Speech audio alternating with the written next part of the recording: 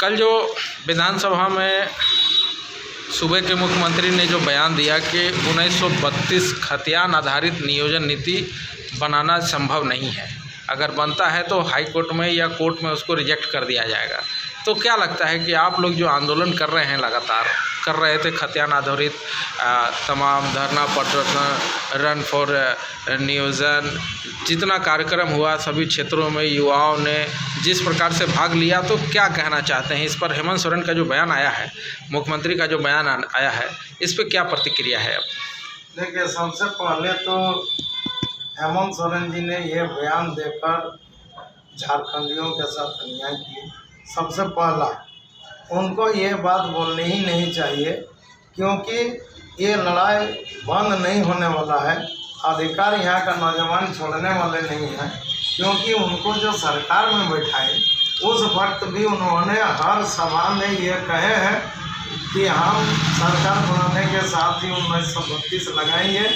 और ये कल का जो बयान से कहीं ना कहीं झारखंडियों के साथ अन्याय किए, धोखा किए। इस धोखा का उनको अंजाम भुगतना पड़ेगा। आने वाले समय में झारखंडी इसका जरूर से जरूर इनको कल तक तो बात आ रही थी कि तमाम विपक्षी दल या सहयोगी दल कांग्रेस हैं, आरजेडी है, इनके दबाव पर नहीं कर रहे हैं या फिर डेट को आगे बढ़ा रहे थे, लेकिन कल मुख्यमंत्री का ऐसा बयान आना, क्या लगता है कि सहयोगियों का दबाव है या झारखंड मुक्ति मोर्चा का ही यह प्रोपेगेंडा था कि शुरू से लेके चलें आप और उसके बाद अचानक कल जो बयान आया? नहीं, देखिए, एक तो ये मान कर चलिए कि झारखंड में जितनी भी पार्टियां हैं, चाहे वो क्षेत्रीय पार्टियां जेएमएम हो, कांग्रेस हो या आरजेडी हो या भाजपा हो, कांग्रेस हो, जो हमारे केंद्र के पार्टी है, इन लोग तमाम मिलकर आपस में मिले हुए हैं और मिल के जो झारखंड का जो खनिज संपदा है इसको बेचने का काम कर रहे हैं। नौकरियां को बेचने का काम करने के लिए एक षड्यंत्र के तहत झारखंडी बेटा को रोकने का काम कर रहे हैं और ये लूटपाट करने में इन लोग लग गए। इससे साफ तौर से कल से जाहिर हो गया, मनसा साफ कर दिए हैं हमारे। कल का आप देखे होंगे विधानसभा में जब माननीय मुख्यमंत्री महोदय ने इस बात को जब कहा कि खतियान आधारित नियोजन नीति कभी नहीं बन सकती है, तो उनके पीछे बेरमो के विधायक जयमंगल सिंह ताली बजा रहे थे।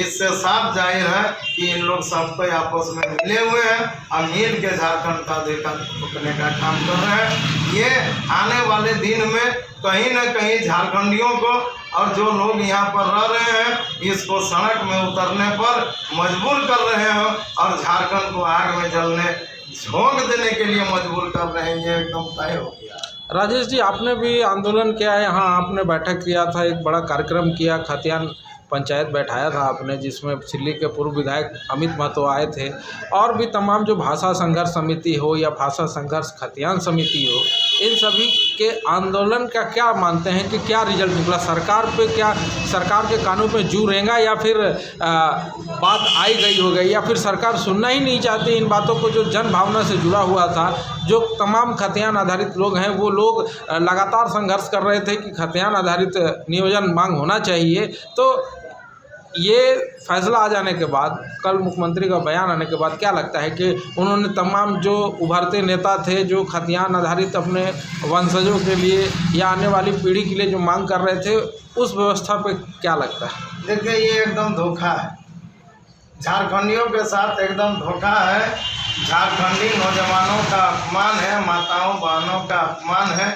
जिस उम्मीद से ये तो हम लोग पर आंदोलन करना ही नहीं चाहिए, इसलिए कि इनको इसी उम्मीद के साथ में सरकार बनाने के लिए मौका दिए झारखंड की जनता की 1932 लगाएंगे, हमारे तरह से वो नीति बनाएंगे, हमारे नौकरियां हमारे बेटे को मिलेगा, हमारा सरकार, हमारा धरती, हमारा झारखंड। लेकिन ये करके एकदम ये समझ लीजिए कि अपना जितना भी अंदर का बात था, जो मंसूबा था जेएमएम का, हमारे बड़े भाई हेमंत जी का, ये उन्होंने झारखंड की जनता के पास रख दिया। अब ये लड़ाई किसी और से नहीं, अब भाई भाई में लड़ाई हो गया, झारखंड में घर में लड़ाई हो गया। बड़ा भाई समझ के इनको हम लोग बैठाए थे कि हम लोग के हित में काम करेंगे, मगर ये मान कर चलिए कि अब बड़ा भाई से लड़ाई होगा, कोई रोक नहीं सकता है। आने वाले दिनों में झारखंड को जलने से कोई नहीं रोक सकता है।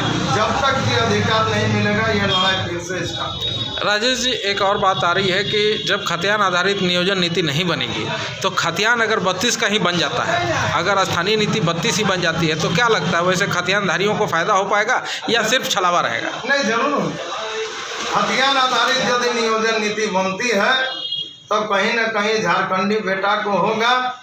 जिस बाप दादा ने हम लोग का अरमान के साथ में बहुत सपना पाल कर, बहुत बलिदानी दे के, लड़ के अपने बाल बच्चों का भविष्य के लिए, अपना बेटे बेटियां का भविष्य के लिए लिए थे, वो निश्चित मिलता।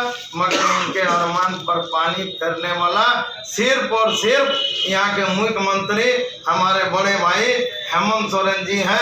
इनका सजा इनको आने वाले दिन में जनतांत्रिक तरीके से पूरे झारखंड में देने के लिए लोग तैयार। क्या लगता है कल के अभिभाषण के बाद 32 पे ये बनी पाएगी कि जो खतियान है, जो झारखंड की पहचान बनाने की जो बात हो रही है कि जो खतियानदारी थे, क्या 32 लगता है हो पाएगा या फिर 32 से ऊपर जाने की तैयारी लग रही है, जिसका संकेत कल मुख्यमंत्री ने दे दिया? ये नहीं करते हैं तो आने वाला जो वर्ष होगा 2024, 81 का 81 विधानसभा तैयार हो जाए सदन से बाहर निकलने के लिए।